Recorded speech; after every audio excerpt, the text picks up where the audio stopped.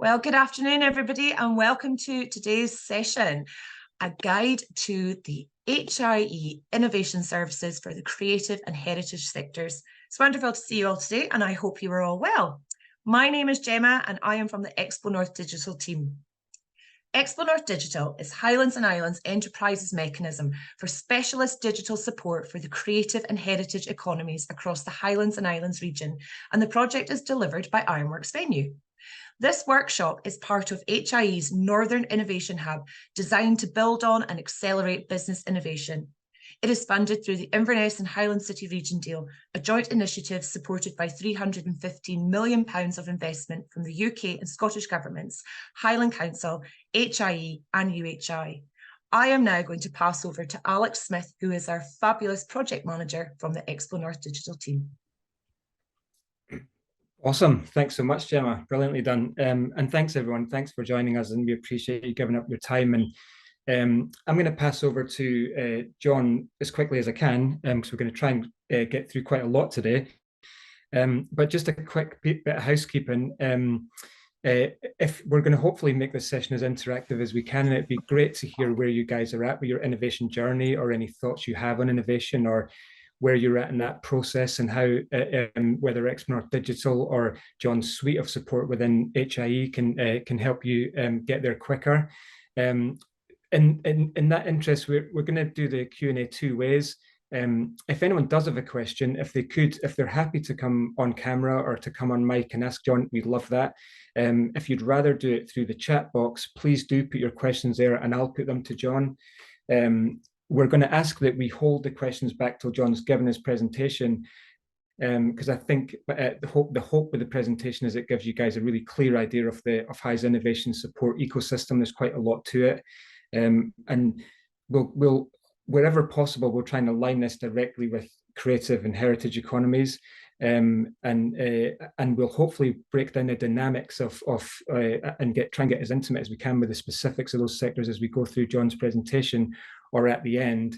But I'm going to pass over to you, John, to introduce yourself, if you wouldn't mind, and take it from here, and then we'll reconvene once John's finished his presentation, and we'll hopefully open the floor up for some Q&A. Thank you. Thanks, John. Excellent. Thanks, Alex, for your kind introduction. Yes, good afternoon, everybody. Delighted to be asked by the Expo North team to do a sort of interactive session regarding Highlands Island Enterprises Innovation Service, which is part of a number of suite of different support available to support innovation across a variety of sectors. But in this particular occasion, I have tried to tailor it very much towards the creative sector. We're obviously not the only support mechanism that you can use. And as Alex mentioned, Expo North Digital, there's also the Northern Innovation Hub and various other support out there. But I will sort of talk about the sort of HIE innovation service and what we can do to support.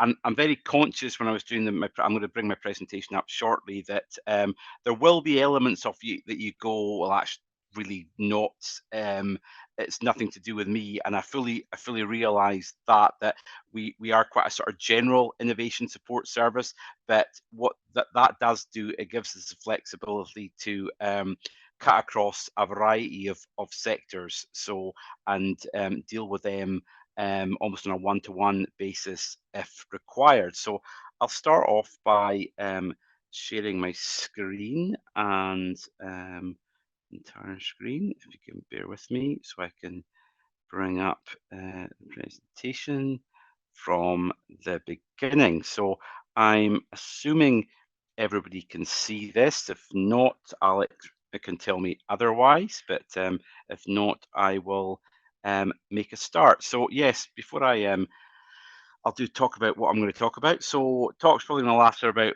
35 to 40 minutes, but feel free to put any questions in if there's something burning during I'm speaking, or wait to the end and we'll have a good chat in terms of any questions, queries, etc. that we're going to talk about. So I've sort of done a agenda here. So the first bit is going to be why innovate, then shades of grey, then HIE innovation support, Then funding is great, but advice can be greater.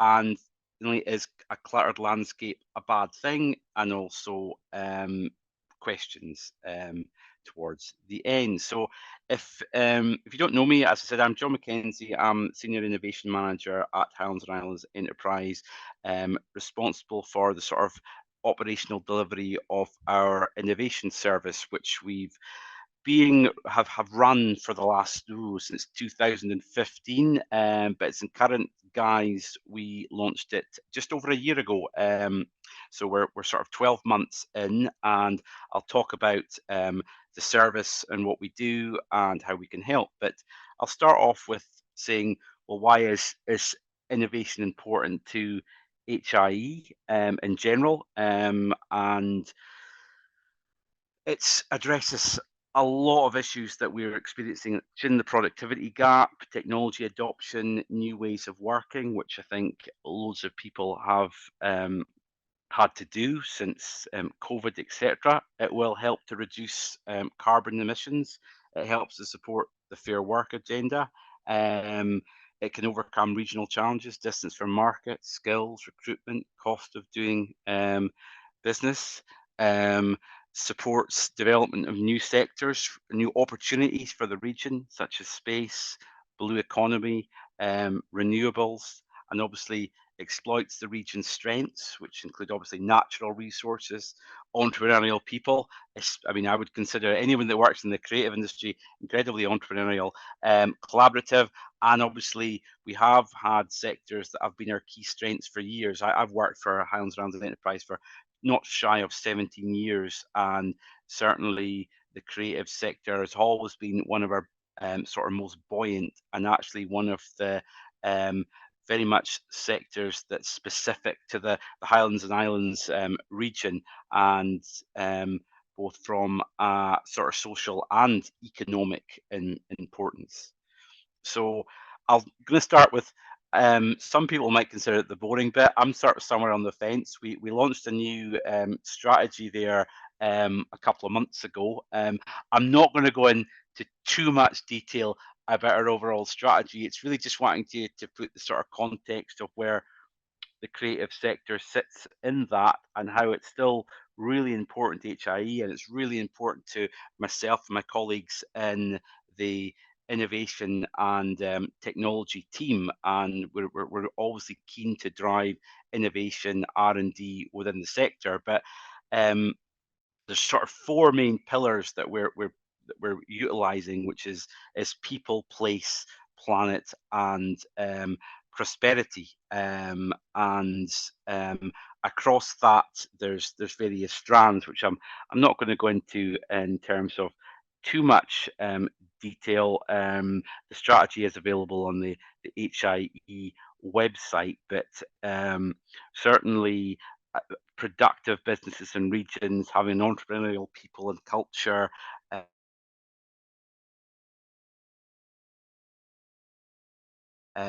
looking at new market opportunities, fairs, and we'll run through innovation is a key part of that in terms of supporting how we do that.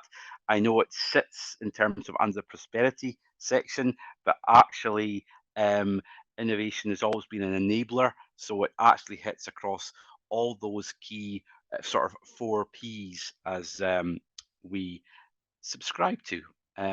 So a couple of pictures there. So regional transformative opportunities. So there is very much one specific to the region, and as you can see, that there's a number of ones mentioned there, and the creative industries is very much a key one of those particular aspects. And obviously, creative covers variety of different things. So in terms of, it could be anything from textiles to music to, as I said, heritage. So we cut across the whole range of creative manufacturing, much creative products, etc., jewelry, etc. So we would consider that under the creative banner. And so shades of grey, as I said, maybe not 50, so we'll not get too excited. It's an innovation and R&D presentation, but it's the creative sector, so I thought I'd try and be I'd be trying to be a little bit creative, although certainly not as creative as some of the people that I can see have signed up to this webinar. And I'm really grateful that you're taking the time to listen to my my good self. So as this is one that we talk about within the team quite a lot in terms of the fact that the sector by its very nature is very innovative, but there are sort of shades of grey in terms of what can be classed as business as usual, and what can be seen as innovative or sit under an R&D project. And I'm really conscious of that because sometimes when I speak to clients, especially in the sector, I think sometimes get a wee bit disappointed when I say, well, actually, that's not something that can be supported by sort of standard innovation R&D funding and the thing, but everything I do is innovative and it is R&D. So this is really trying to sort of give some examples of what we can sort of support in terms of the team, but we're not saying we can't find someone that can help you, but it's really to try and give some examples. And I thought, not done this bit before in an innovation presentation or workshop to the creative sector, but I thought it might be useful. You might turn around and say, actually, it's not, but anyway, you have to give these things a go. So I've got three different scenarios and three elements. So we've got knitwear design. So if you approach the HIE innovation team and saying, I'm wanting to launch a new range of knitwear designs, is that innovative? And then someone else goes, I'm actually developing a new range of new music. Can I get support of that? And finally, I'm actually creating new content. It might be a part of a short film. It might be a series of shorts, videos of a cultural nature, etc. Is that innovative? And the answer to that is, simple terms, is yes. But are they considered innovative in terms of, can they be supported as an innovation project? And the answer is, for that first bit, probably not in terms of considered that innovative in terms of from a general innovation and R&D support. Again, that's not to say they're not, but it just means that they're actually sort of we considered business as usual in terms of what you do. So at the moment, I'm not being the nice guy. It's the sort of smiley face. They're going, my goodness, that innovation team at HIE, not really that helpful. But moving on to that, what if that's changed? So what if someone comes to me and says, or one of the team, and I'll talk about who's in the team shortly, actually, we're trying to use a new type of material that actually it reduces the carbon footprint of the actual making by 80%, or it's actually carbon neutral, and we're looking to sort of research that with either a university or something else. Is that something that can be supported through innovation project? And absolutely, because it's either a new product to yourself, it's maybe a new product to the market. You're actually having to do research in terms of sort of trialing and testing different aspects of that product. Has it got an impact on the net zero agenda? Absolutely. And will it actually, at the end of the day, if successful, actually you'll be able to sell more products, which obviously helps you in terms of productivity, which is linked to your, the amount of money that you take in overall. So in that aspect, yes, all of a sudden that sad face would be turned to a happy face, etc. Music, some of the approaches saying, actually, I'm looking to develop a technology platform or deliver it in a new format for a specific genre, whether it's in the Highlands and Islands and it's a specific type of music, and we need to develop a platform. It's not to be utilised on current platforms. Yeah, and then again, that's something that we can look at because it's new to the market. It's a different way of customers. There's an element that it's not just about what they've been currently doing. It's something that they're going to do. And it's sort of similar with content delivery in terms of the fact that you're looking at maybe new approaches of how you get your content out there. If it's just about developing new content?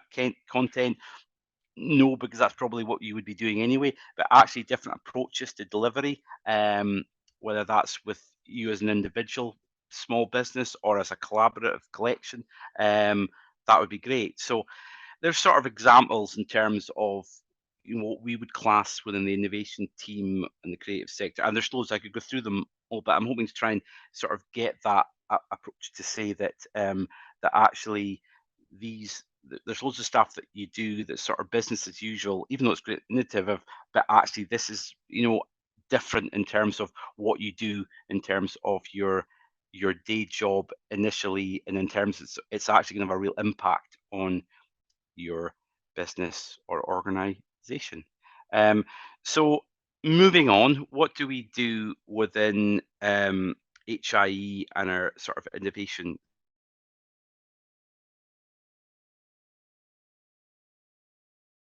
service, which we launched elements to that? There's advice and support, there's knowledge exchange, there's also funding, which we've talked about, both internal within HIE and obviously external funding applications. I'll probably focus today on the more stuff that's internal to HIE and just touch very lightly on some of the external funding support that we can also give. So firstly, advice and support. What do we deliver on? So you get dedicated support of a senior innovation manager for each HIE area. We've called area team, but really for the different areas that we cover. So I am one of those said senior innovation managers, and I'll just flick on my slide a wee bit just to give you a sort of rundown on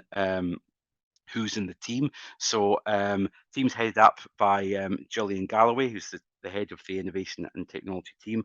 And then you've got myself, who sort of leads on the HIE innovation service, but I've got specific responsibility for Lochaber, Skye and Wester Ross and Shetland. My colleague then, Caroline McLennan, does Argyll and the Islands and Murray. My other learned colleague, Karen Skeen, does the Inner Murray Firth and the Outer Hebrides. Inner Murray Firth is a high terminology. It's literally Inverness and a sort of circumference about 30 miles. So that's also Easter Ross, down as far, I think, as Fort Augustus, down as far as Dalwhinnie, and across somewhere just on the border between Highland and Murray in the east. And then we've got Ulster, who does Caithness and Sutherland, Orkney. And then we've got Dave, who is, you think, well, what does Dave do? Dave is our knowledge exchange manager. So he manages all our webinars, events, learning journeys, and our new product development program. I also have two other colleagues in the tech and manufacturing side of the team, Teresa Swain, who heads up on digital, and Amanda Fraser, who focuses on advanced manufacturing. So going back to, so each senior innovation manager will work locally with a local area team, local HIE area team in that area. So for example, take Lochaber, Skye and Wester Ross. I'll work closely with the teams based in Fort William and in Portree to support them in terms of the clients they work with, but I'll also deal with any inquiry that comes in through HIE's general inquiry service from that area, and I'll pick that up and deal with it. So we do work a lot across clients that have an existing relationship and have a development manager responsible for them within the HIE, but we actually work with a lot of clients because of the nature of the business that we're actually trying to develop more innovation active businesses across the Highlands and Islands. So we'll deal with a range of clients, not always within that portfolio. So and that's really initially helping discuss, say, are we able to support them internally within HIE, or is there someone in the sort of innovation ecosystem that can actually help them with their particular innovation query or project, etc. Or we work and collaborate with other partners in the ecosystem. We offer specialist advice. You may not have the in-house capability to do a specific technical bit of work, so we have got a range of specialist advisors that we can call on, both in terms of the consultancy world, the academic world, and the research world. We can also work with you on putting an innovation strategy in place, and also sort of innovation review in terms of saying, well, actually, where are you compared to other sort of peers, both in your sector and out with that sector, and then also an area that we do a lot more of, probably in the last sort of 3 or 4 years, is IP support, your intellectual property. We in terms, and it's not just about patents, we do actually much more in terms of trademarking, branding, copyright. So we work closely with the Intellectual Property Office down in Wales. Forgot where the weather was only there in July. Newport, actually, beautiful place. Sorry if you're from Newport, if I just said that. And we also administer the IP audit scheme, whereby you can get an IP audit costs £3,000, but you can apply for a grant of £2,500 for an IP professional in order to do a full sort of SWOT analysis and guidance on a specific bit of IP that you're concerned about, or just in general your overall IP strengths and weaknesses. We also can tap in, we're quite generalists in terms of IP. We also tap into the specialist team at Scottish Enterprise. We will work with likes of Expo North, because obviously for certain elements in terms of, for example, music and film, that's, even though that protecting that's really important, we tend not to have so many of those. We don't tend to have the expertise to deal with those, but we can bring in people to help with that. But certainly from an element of nowadays where we find that everything's online, and actually, especially in the power of social media,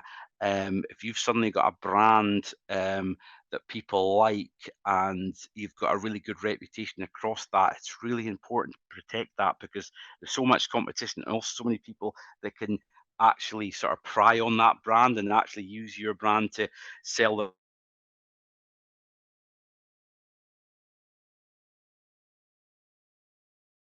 their own products when you've not given permission. So people on. And then the next element is our knowledge exchange, which my colleague Dave leads on, and that's doing learning journeys, events.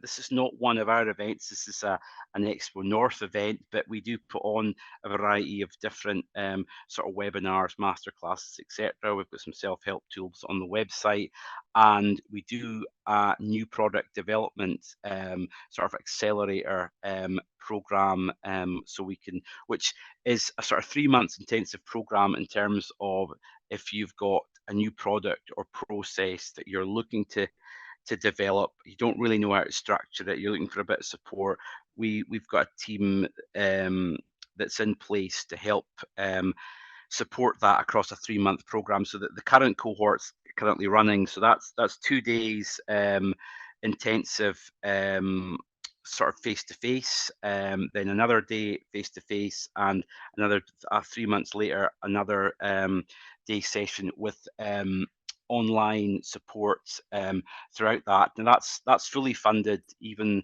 the travel, the last one was held in or currently being held in Inverness, so we do support the cost of travel and accommodation if you live out with the Inverness area. So for example, we've got clients from both Shetland and the Western Isles in this current cohort. So to make sure that we're not that anyone who wants to take part can take part in terms of that. And then we've got our research and innovation grants, and we also help with external funding applications. So I'll talk a little bit about our innovation and research grant. So we have changed that, and I'm not saying it's to the detriment of the creative industries, but we had a small innovation grant before, which gave from sort of anywhere from a couple of thousand up to 15,000. We've changed that to try and sort of develop maybe more impactful projects. So the sort of criteria runs from 25k to 100k, but there is a flexibility in terms of that. If it's less, we wouldn't go over 100k, but if it's a less than a 25k, say, project or intervention, if the outputs and the impacts, then we will look at that. There is an element of flexibility, and sort of funding support can range anything to 30% to 70% of the overall costs of that project. We obviously have to utilise R&D state subsidy schemes, but other schemes as well, depending on the size of the project and type of project it is.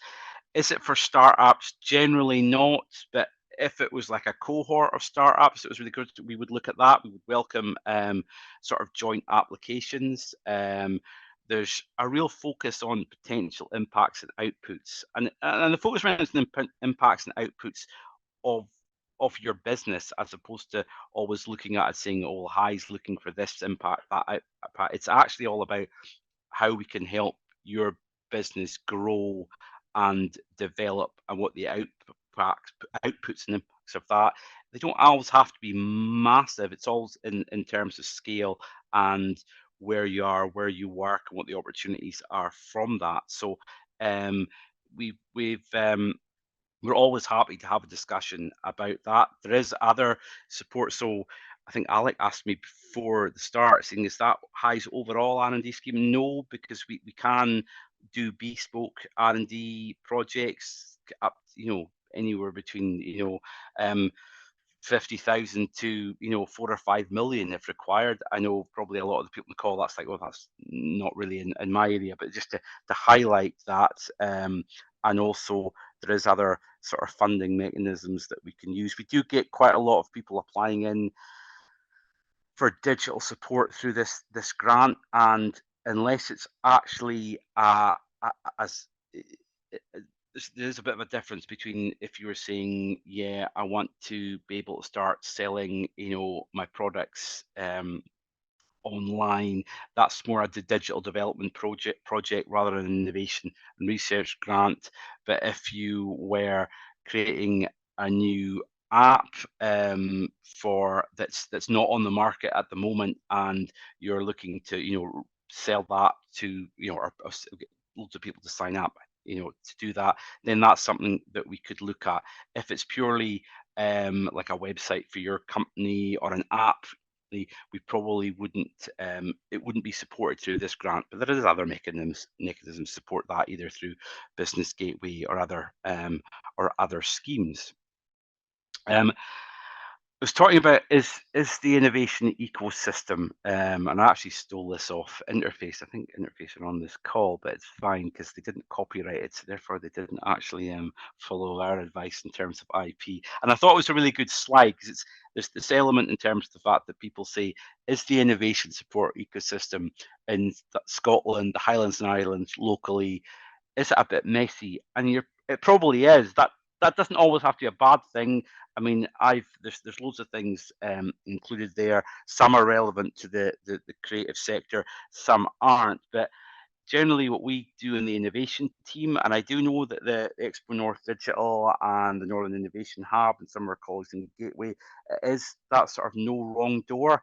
And what we try and do is either find you the correct support mechanism that's relevant for where you currently are, or it could be a combination of different things. Sometimes we're not as good as that as we should be in terms of collaborating, so you don't just refer them on to somebody.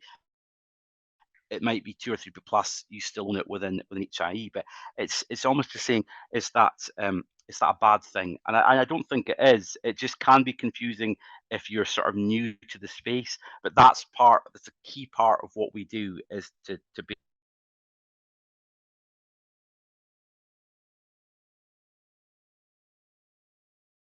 basically try and navigate the support that's out there. Ecosystem's a fancy word. So what are the opportunities for working with innovation support system? as I said, it can be messy and overcomplicated, but there's a lot of support out there, and HIE innovation team and loads of other innovation partners can help navigate that. Navigate that. What are the benefits to your organisation for undertaking an innovation or R&D project? I mean, there, as I said, it's growth, net zero, increase in productivity, jobs, turnover, and assessing new markets. It doesn't have to be all of those things, but if it's one of those things and it's impacting on your organisation, then we're absolutely keen to try and help as much as we can. Utilise our specialist advice, especially in areas such as IP. Just going to touch on an area that's probably it's getting more and more sort of prevalent, artificial intelligence. And so there's two elements to it. Yes, it's an area of great opportunity. It's also an area of great uncertainty. And at the moment, it's currently an area of great unregulated opportunity and uncertainty, and especially in the creative sector. So, and am I going to say that I'm able to solve all your issues within the creative sector? No, but what we are trying to do, and my colleague Teresa Swain in the sort of digital team and myself, we're trying to put more support and advice in place to help with this. There's a new program of specialist advice which can help support AI, do some sort of consultancy up to 5k, 100% funded support and advice around AI, automation, and sort of digital, where sort of the main advertising materials around that is shortly due to be released. But I'll certainly make that aware to anyone in this call as well. In terms of AI and the creative sector, it is a case of a lot of uncertainty, especially in things like obviously music and anything sort of written and content. So that's probably something we will address over this next sort of 6 month to year period. I suspect that the team at sort of Expo North and various other in the creative sector will be doing the same. I was speaking to the intellectual property office in terms of, and not just around the creative sector, just sort of flagging up, in terms of IP and content, is there any rule in there? They're saying actually it's a moving feast at the moment, and there should be more regulation looked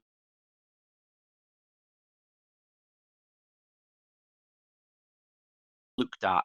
So sort of higher also reflect on the sort of uncertainties and the reticence people do have. We did a business survey there that showed that 80% of the businesses in the region weren't looking at AI or automation as something moving forward. So we need to sort of maybe try and dispel some of the myths, give examples where it's working well, but also sort of highlighting what you need to be aware of. So that's another area I thought I'd touch on. Any projects at the moment I'm working with that maybe so this is more a heritage project. So they sort of Calendars Visitor Centre. There's currently the cruise ships, I think they can't dock in Stornoway, but they can get sort of shuttled in. But the new harbour will mean that they can come in sort of droves from either next summer or the following summer. And one of the main attractions is the Calendar Stones, the visitor centre around there. And they were really concerned in terms of the fact that they were going to get absolutely just inundated, that they couldn't handle it, both in terms of a danger to the actual to the where the stones are and the actual site, but also in terms of the sort of tourism experience, also in terms of staff experience, in terms of dealing with that. And they also wanted to work as a community to sort of share the visitor numbers so everybody was able to benefit, etc. So they wanted a more data-driven approach to understand visitor numbers, but also impact on the sort of environmental there. And so it came in from the local area team in Stornoway to myself, and there was a bit, we did help a wee bit in terms of structuring what we needed from that project. But I got the Census Innovation Centre involved in that, and using their IoT Evolve program, which can fund some of that work involving sensors and Internet of Things technology. So that was putting sensors in place and to create a platform so that we can analyze visitor information data much more clearly and be able to look at sort of the numbers and help with a clear plan moving forward in terms of how you manage sort of large scale visitors, not just the heritage site, but also the island as a whole. So that's an ongoing project, but one that I thought I'd mention. So I'm now at the point where if you're not sleeping, I'm happy to take any questions, etc. I will share these slides with you and get them shared out. And as I said, myself and the team are always happy to speak to anyone in the creative sector for a chat. And we're not saying we can always help, but we can always guide you in the right direction. So thank you for listening at the moment, and I will take myself off sharing and going back to the questions. Fantastic. Thank you so much, John. That was great. Covered a huge amount of ground there. And we have some questions and I have some questions sent to me as well, which we'll maybe touch upon. But I'd like to first ask anyone on the call if they want to ask anything of John or put something in the chat, and I can put it to him. Great opportunity to ask John about where you're at in your innovation journey, maybe how HIE can help. It's a really extensive suite of support. I would urge anyone to take advantage of it. Over to you guys. Please feel free to ask anything of John. If you want to put your hand up, I'll just bring you off mic, or anything you want to put in the chat, please do that and I'll put it to John.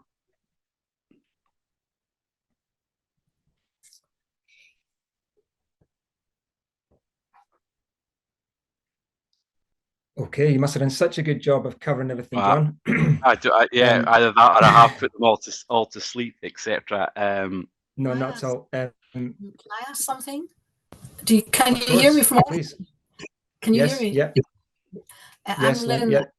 From the Orkney Folklore and Storytelling Centre in Orkney, and I just cut it short because we got a COVID recovery grant, a digital grant, and I worked with a young man, Kyle Wilson, and we created, I call it a blended digital project called a storytelling landscape.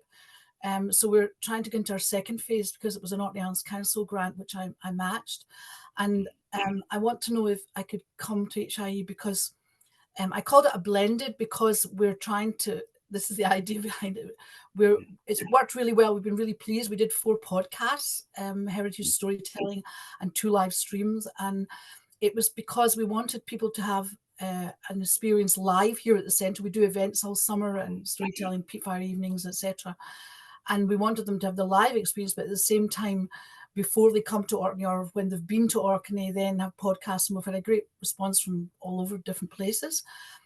But I also run what I call family and children's story circles, and also the Power of Story courses, which is for people professionally to work in education or mental health, etc. And we're looking at how I can, and this is where I would hopefully, after everything you've said, John, I think I need to come to HIE because I would like to offer apps where there would be story circles where family or children or teachers could go in, and it's a practical app where they can do the story circles, because it's really important for language and children telling stories and using their language. And I don't know, I'm not sure. I know how to do it live, and I run them during the summer and other times and have different groups, and even visitors, families from all over come. Sorry, Lynn, you've broken out there.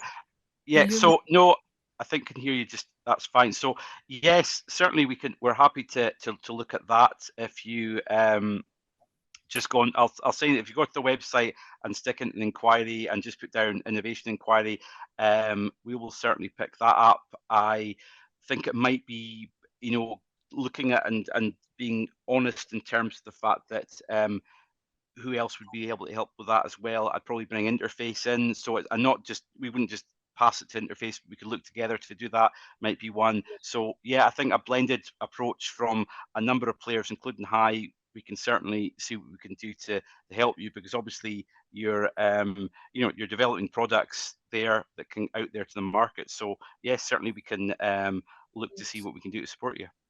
Yeah, I think I got the creative ideas, but it's how to actually bridge that to let it happen, so that I'm really doing a storytelling landscape is really a blended where people can have live experience, but at the same time, I'd like them to be able to have online digital experiences, with the apps and things. But I don't know how to do this, so yeah, that's great. Yeah. If I could, so I would just put in inquiry. Yeah, yes, we'll pick up. My colleague Alistair will pick that up, and yeah, we'd probably get. I noticed she's in the call, just the thing, Lorraine involved, and yeah, so yes. That's great. Thank you. Thanks, Lynn. John, another one's coming from Steve here. At what stage of business can innovation funding be accessed? Is there a minimum amount of time a business needs to have been operating? And what help is available to startups? I know we covered the startup ecosystem somewhat in your presentation, but I guess the question is, at what stage, how fully formed are you expecting a business to be when they come to you? Is there any guidance there? And certainly, I would expect, yeah, the business to have a basic business plan. Probably, I mean, we tend to take from sort of like work initially with, the work initially with Business Gateway to have a bit of a structure around, so that we can actually see, where they currently are, what they want to get to, what their ambition is, etc. That's probably the area. I mean, I did touch on the fact that we tend not to deal with too many startups initially, but in terms of the fact that there is a lot of support mechanisms out there, especially our colleagues in like the Northern Innovation Hub. I know that only covers the Highland Council area, but there is other support mechanisms as well.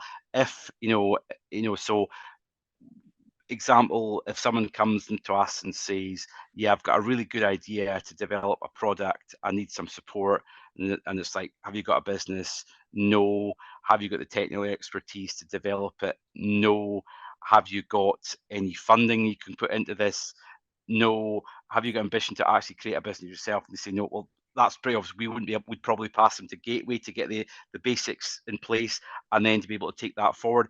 I suppose it's also in terms of the ambition, in terms of, I know that sounds slightly harsh, but we're probably more like, if it says, yes, I'm wanting to create something that's going to, at least, bring some employment, no, we're not expect, we don't always look out for like unicorns. So it's, and obviously, so, but say someone from Northwest Sutherland suddenly comes with an idea for a business, and they're saying eventually in 2 years, 3 years time, I want to employ 5, 6 people. That's great. And if they've got, then yeah, we can look at that. I don't want to put anyone off by saying no, we wouldn't help you. And what I am say is that we would direct you to the right resource for where you currently are in terms of the stage of development of either your business or your product. Great. Before I move on to the next question, John, I think it's a good time for us to mention that Expo North Digital is a project, and I'll pop the details in the chat box for anyone who doesn't have this already. But we have a specialist advice service, which is a large part of what we do is around innovation. We have a framework of pretty experienced sector specialists that can support with lots of the type of preliminary work and the articulation work that John touched upon. That I know HIE do a lot of that too. And what we'll also make available is the broader ecosystem of support organizations and programs that are available. So we'll include that as part of the assets that we hand out to everybody after this workshop. But it's a good opportunity, I guess, I know lots of the guys on the call here, I know many of you have engaged with our specialist advice service in the past, but it's always worth putting in another application if it's around innovation specifically. We work closely with HIE, and Expo North Digital is a project of HIE.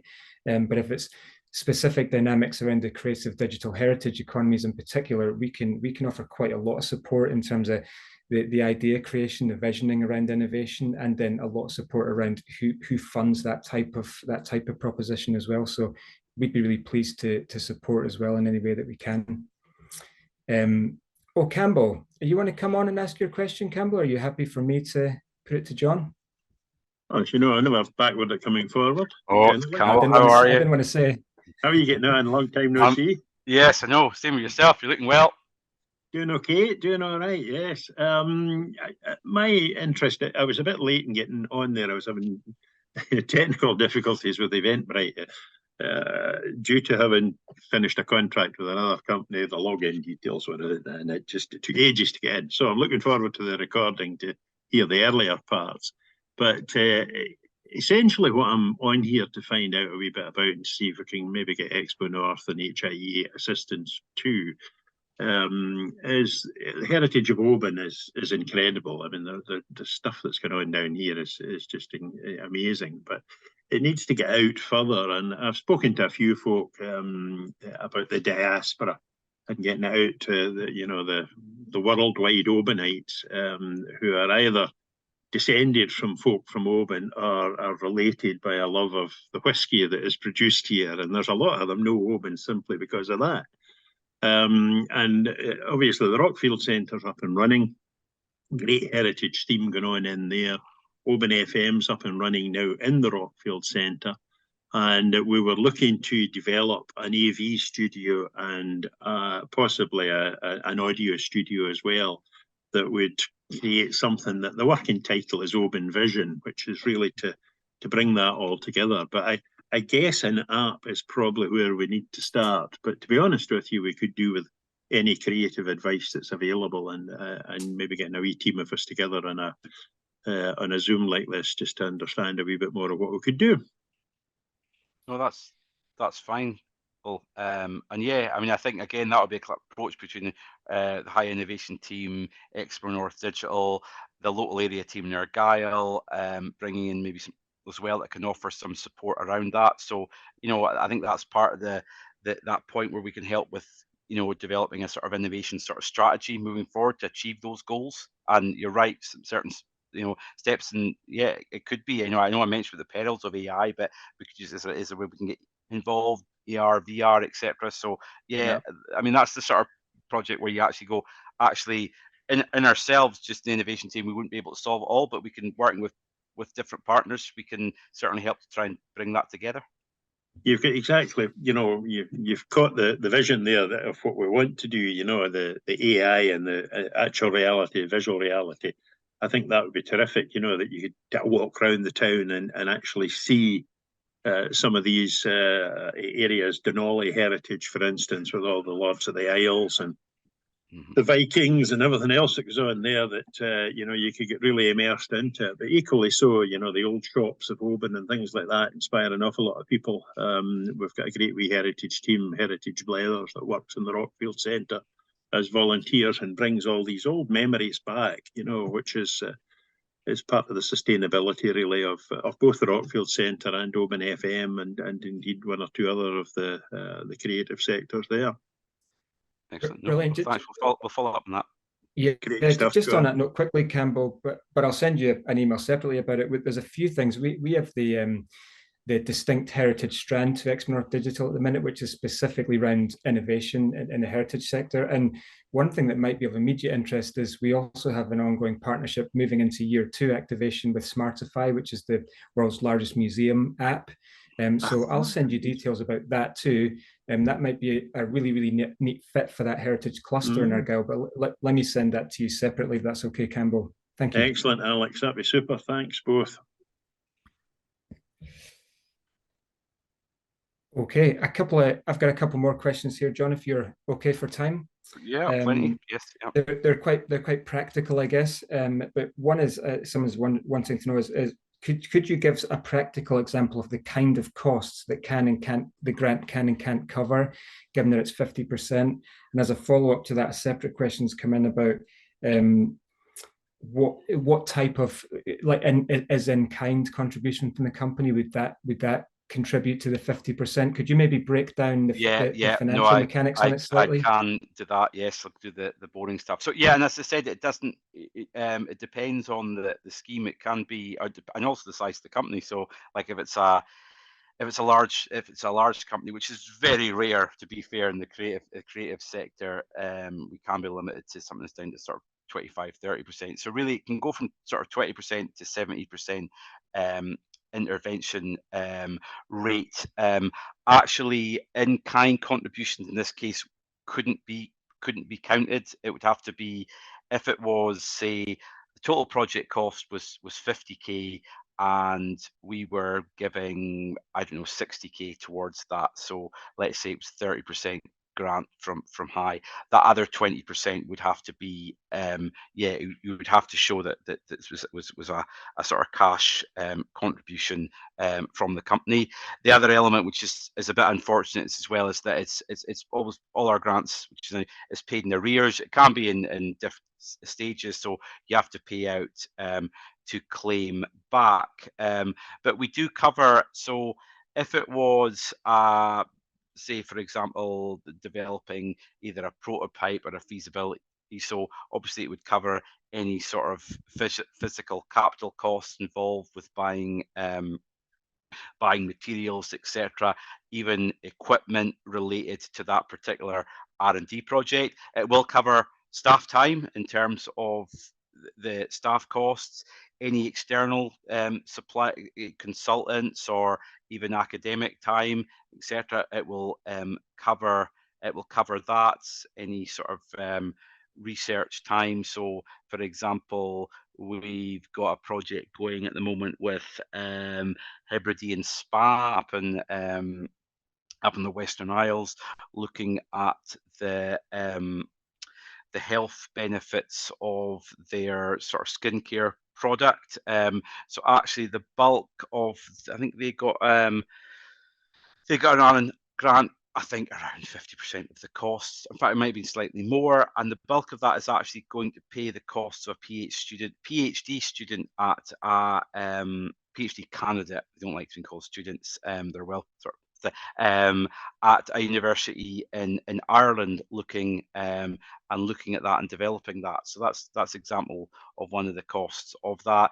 Other projects, it literally might just be internal staff costs dedicated to that particular development, in conversation with a company at the moment that's looking to try and create a new platform, VR platform for the healthcare industry. And therefore they have got the in-house capability to do it. So as long as they can demonstrate that they're dedicating staff to that particular time. So they couldn't, the idea of that funding is that it's covering your staff costs to develop it. You shouldn't actually be making money off the grant. So therefore other people from your organization would have to then be dedicated to your general day-to-day work. Would be a good way of describing that. So that's the sort of thing. It will cover staff costs, etc., and anything in relation to the particular project. You have to be based in the region, or certainly have a good footprint in the region to be eligible for that. So if you were based in, say, Glasgow, etc., and we're developing a platform, a new sort of technology platform that's, say, for the tourism industry, and saying, well, actually the Highlands will really benefit. You're like, well, that's great, but we would then have to give to anybody out with the Highlands and Islands. So that's probably an element in terms of, to be clear, that the company has to have a base within the region, and they don't have to be registered in the region in terms of the company, but they have